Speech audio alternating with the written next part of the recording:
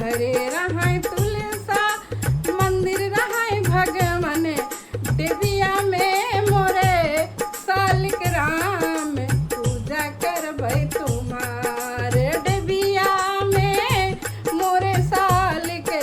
राम पूजा करबै तुम्हार हरि रहो तुलसा पूजा करबै तुम्हार का खाए तुलसा का खाए भगवन का खाए तुलसा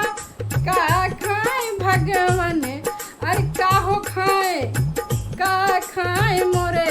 सालिक राम पूजा करबै तुम्हार का खाए मोरे सालिक राम पूजा करबै तुम्हार हरि रहो तुलसा पूजा करबै तुम्हार हरि रहो तुलसा पूजा करबै तुम्हार जले पियै तुलसा मेवा खाए भगवन जले पियै तुलसा मेवा खाए भगवन दूध पियै मोरे सालिक राम पूजा करबै तुम्हार दूध पियै मोरे सालिक राम पूजा करबै तुम्हार हरि रहो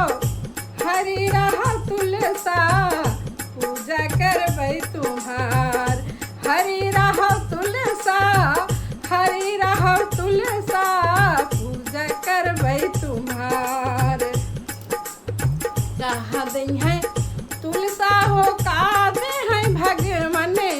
का दे है तुलसा हो का दे है भगवन का दे है मोरे सालिक राम पूजा करबै तुम्हार का दे है मोरे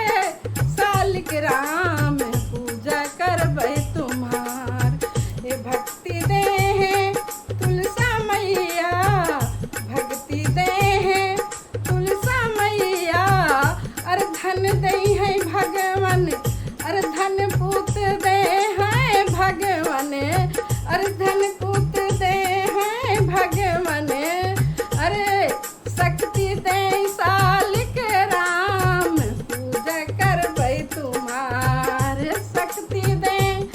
सालिक राम पूजा करबै तुम्हार हरि रहो तुलसा पूजा करबै तुम्हार हरि रहो तुलसा पूजा करबै